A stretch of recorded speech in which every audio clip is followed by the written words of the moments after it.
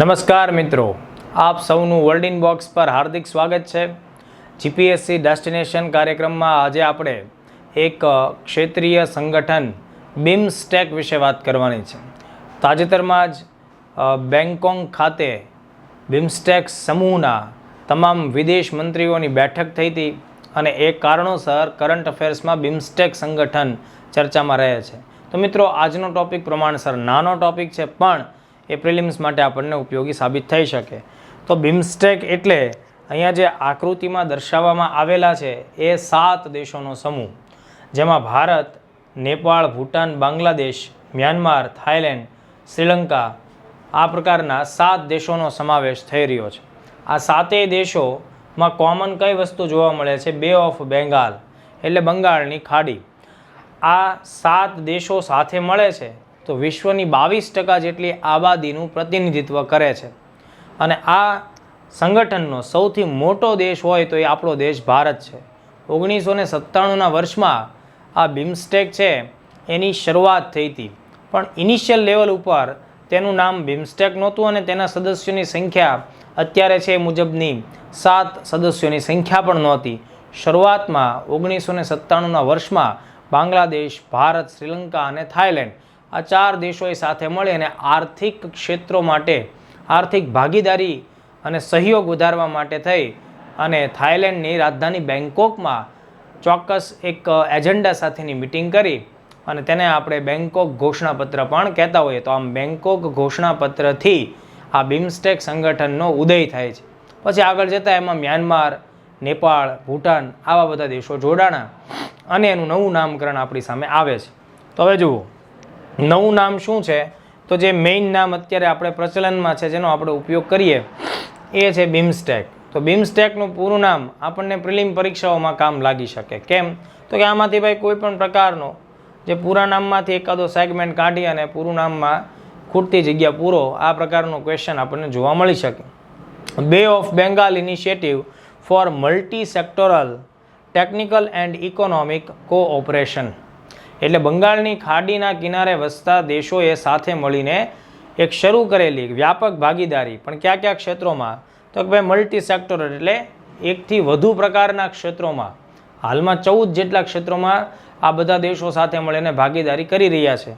તો એ બધામાં ટેકનિકલ અને ઇકોનોમિક ભાગીદારી માટેનું આ સંગઠન છે। તો બિમસ્ટેકનું પૂરું નામ પરીક્ષામાં યાદ રાખવું હિતાવહ છે, એટલે આ વસ્તુ એક આઈએમપી વસ્તુ આપણે ધ્યાનમાં રાખવી જોઈએ। બીજું, આમાં ટોટલ 7 દેશો સામેલ છે। વિધાનવાળા ક્વેશ્ચનમાં અહીંયા આપણને પ્રશ્ન પૂછી શકાય તો આ 7 દેશો છે એની સંખ્યા ઉપર આપણું ધ્યાન રહેવું જોઈએ। 7ની જગ્યાએ તમને 8 આપી દે, 5 આપી દે, 6 આપે। 7 દેશોનું ક્ષેત્રીય સંગઠન છે। ક્ષેત્રીય સંગઠન એટલે કોઈ ચોક્કસ ક્ષેત્રમાં વસતા દેશોનું સંગઠન, એટલે રિજનલ કોઓપરેશન આપણે એને ચોક્કસપણે કહી શકીએ। જેમ સાર્ક છે એવી રીતે બિમસ્ટેક પણ એક પ્રકારનું ક્ષેત્રીય સંગઠન છે। બીજું, એની રચના ક્યારે થાય છે? તો કે 6 જૂન 1997। તો 6 જૂન 1997 1997માં બેંગકોક ઘોષણાપત્ર અંતર્ગત એની રચના થાય છે। તો આ બધા આઈએમપી તથ્યો આપણે ધ્યાનમાં રાખવા જોઈએ। હવે જુઓ, જે આ 7 દેશો સાથે મળે છે એ 7 દેશોમાં 5 દેશ છે મિત્રો એ દક્ષિણ એશિયાના દેશો છે, જ્યારે 2 દેશ છે મ્યાનમાર અને થાઈલેન્ડ એ દક્ષિણ પૂર્વી એશિયાઈ દેશો છે। એટલે સાઉથ એશિયન કન્ટ્રીઝ અને એની સાથે સાઉથ ઈસ્ટ એશિયન કન્ટ્રીઝ બંને પ્રકારના ક્ષેત્રોમાંથી દેશો આ ગ્રુપમાં સામેલ છે। એટલે અહીંયાથી પણ તમારે ધ્યાન રાખવું પડશે આ પ્રકારનો પ્રશ્ન કે ભાઈ તેમાં માત્ર દક્ષિણ એશિયાના દેશોનો સમાવેશ થાય છે। તો બિમસ્ટેકમાં માત્ર દક્ષિણ એશિયા નહીં, પણ દક્ષિણ એશિયા ઉપરાંત દક્ષિણ પૂર્વ એશિયાના દેશોનો પણ સમાવેશ થઈ રહ્યો છે। હવે દક્ષિણ એશિયાના કયા 5 દેશો છે? તો કે ભાઈ ભારત સૌથી મોટો દેશ, આપણે બધા જાણીએ છીએ કે દિલ્હી રાજધાની છે। બાંગ્લાદેશની રાજધાની ઢાકા છે। નેપાળ કાઠમંડુ, ભૂતાનની રાજધાની થિમ્પુ અને શ્રીલંકા છે એની કાયદેસર રાજધાની શ્રી જયવર્ધનેપુરા કોટ્ટે છે, પણ એનો મોટાભાગનો વહીવટ છે એ કોલંબોથી થતો હોય છે। મ્યાનમારની રાજધાની નેપિડો અને થાઈલેન્ડની રાજધાની બેંગકોક છે। મેં તમને અગાઉ પણ વાત કરી એ મુજબ કે આ આખું સમૂહ ભેગું થાય છે તો વિશ્વની 22% આબાદી આ સમૂહના 7 દેશો ધરાવે છે। તો વૈશ્વિક સ્તર ઉપર 5મા ભાગથી વધુ આબાદી આ બિમસ્ટેક સંગઠનો પાસે રહેલી છે.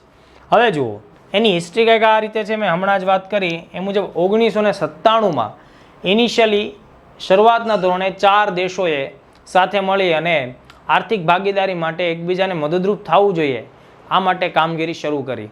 તો થાઈલેન્ડની રાજધાની બેંકોકમાં આ પ્રકારની બેઠકો શરૂ થઈ, જેમાં બાંગ્લાદેશ, ભારત, શ્રીલંકા અને થાઈલેન્ડ, એટલે આ બધા જ દેશ છે એનો જો આપણે પહેલો અક્ષર લઈએ તો BIST, બાંગ્લાદેશ, ઇન્ડિયા, શ્રીલંકા અને થાઈલેન્ડ. BIST ઇકોનોમિક કોઓપરેશન એટલે ઇસ્ટેક, એટલે બિસ્ટેક નામનું એક સંગઠન બને.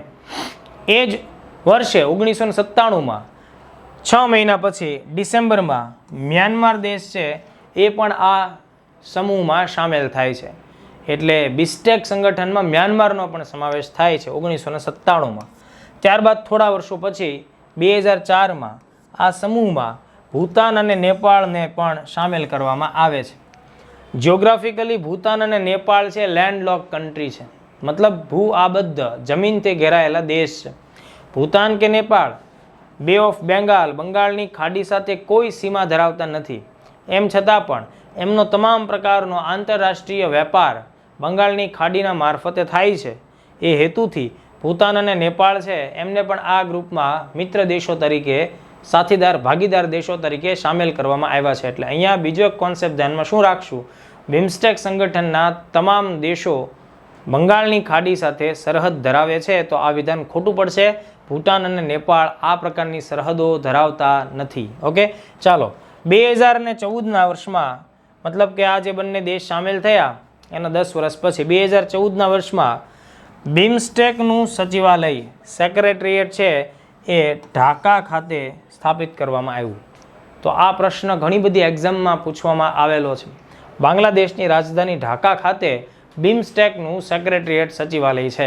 અને બીજું એક વર્તમાનનું કરંટ આપણે ધ્યાનમાં રાખવું પડશે. ગત વર્ષ 2022માં બિમસ્ટેકની 5મી, મતલબ હેડ ઓફ સ્ટેટ ટાઈપની જે રાજ્યના દેશના વડા હોય, ઓકે, એની શિખર સંમેલન તમે કહી શકો, એની જે વર્ચ્યુઅલ મિટિંગ કોલંબો દ્વારા આયોજિત થઈ. તો આ કોલંબો બેઠક જે 5મી બેઠક છે એમાં બિમસ્ટેકનું ચાર્ટર એટલે એનું બેઝિક બંધારણ સ્વીકારવામાં આવ્યું. તો આ પ્રશ્ન બહુ ધ્યાનમાં રાખવા જેવો થાય. 2022માં બિમસ્ટેક છે એનું બેઝિક બંધારણ અથવા ચાર્ટર એ છે સ્વીકારવામાં આવે છે, જેમાં કુલ 11 પ્રકરણ અને 36 જેટલા અનુચ્છેદ છે. હવે અનુચ્છેદોની અંદર જવાની કે પ્રકરણોના નામ ગોખવાની જરૂર નથી. આટલા તથ્યો જાણતા હોઈએ તો વેલ ઇનફ ડેટા આપણી પાસે આવે છે. તો આટલી બાબતો ધ્યાનમાં રાખીએ.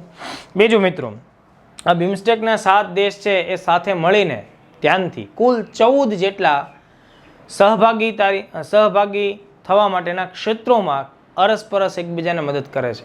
તો જે ટોટલ ફોકસ એરિયા છે, ફિલ્ડ એરિયા છે, એની સંખ્યા 14 છે, જે આ પ્રકારે છે. પહેલો મુદ્દો છે counter terrorism and transnational crimes. Counter ટેરરિઝમનો મતલબ થશે આતંકવાદની પ્રવૃત્તિનો વિરોધ કરવો, એનો સામનો કરવો, એને નાબૂદ કરવા માટેની તમામ શક્ય કોશિશ કરવી. અને ટ્રાન્સનેશનલ ક્રાઇમ્સ એટલે એક દેશમાં ગુનો આચરી અને બીજા દેશમાં ભાગીને આશરો લેતા જે લોકો છે એમને સાથે મળીને કેમ ઝડપી શકીએ. તો આ પ્રકારના જે ગુનેગારો છે એને પકડવા માટેના અભિયાનોમાં ટ્રાન્સનેશનલ ક્રાઇમ્સને અટકાવવાની બાબત આપણને જોવા મળે. તો પહેલો મુદ્દો થાય counter terrorism and transnational crimes. બીજો મુદ્દો થાય છે ટ્રાન્સપોર્ટ એન્ડ કમ્યુનિકેશન, એટલે પરિવહન અને સંચાર. બીજો મુદ્દો છે. ત્રીજો મુદ્દો ટુરિઝમ છે. ચોથો મુદ્દો એન્વાયરમેન્ટ એન્ડ ડિઝાસ્ટર મેનેજમેન્ટ.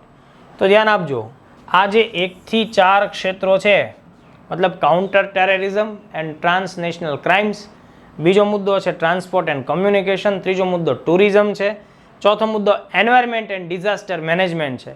તો બિમસ્ટેકના આ 4 એવા ક્ષેત્રો છે કે જેનું મેઇન લીડર ઇન્ડિયા છે.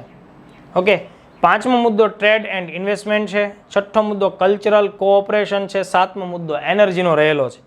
તો આ 7 ક્ષેત્ર થયા. બાકીના 7 ક્ષેત્રમાં agriculture, poverty elevation, technology, fisheries, public health, people two people contact and climate change. તો દોસ્તો આ રીતના આ 14 ક્ષેત્રો છે એ 7 દેશોમાં વિભાજિત છે. આ 7 દેશો અલગ અલગ ફિલ્ડના મેઇન લીડર તરીકે કામ કરે છે. ભારત પાસે સંસાધનો બાકીના દેશો કરતાં વધારે છે, એટલા માટે ભારત અગત્યના 4 ક્ષેત્રોનું મુખ્ય લીડર તરીકે આપણી સામે જોવા મળે છે. તો મિત્રો અહીંયા આપણે બિમસ્ટેક વિશે એની રચના થઈથી લઈને પ્રિલિમ્સ માટે ઉપયોગી સાબિત થાય તેવા તમામ મુદ્દાઓને ધ્યાનમાં લીધા. ખાસ તો યાદ રાખવાનું છે કે ભાઈ આ બેંકોક ઘોષણાપત્રથી બિમસ્ટેક સંગઠન છે 1997માં રચાણું.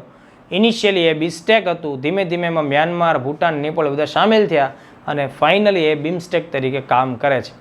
તો આ મુદ્દો ખૂબ ઉપયોગી છે, આપને ખૂબ પસંદ પણ પડ્યો હશે. આ લેક્ચર્સને લાઇક કરજો અને આપના મિત્રો અને અન્ય ગ્રુપ સાથે શેર કરજો. દોસ્તો આવા જ લેક્ચર્સ જોવા માટે અમારી સાથે જોડાયેલા રહ્યો. World in box YouTube channel પર પ્લેલિસ્ટ આખું તૈયાર કરવામાં આવેલું છે જીપીએસસી ડેસ્ટિનેશનનું. તો ત્યાં તમને બધા જ લેક્ચર્સની આખી સિરીઝ મળશે. સાથોસાથ ઇન્સ્ટાગ્રામ પર પણ તમે આ લેક્ચર્સ મેળવી શકશો. Thank you very much.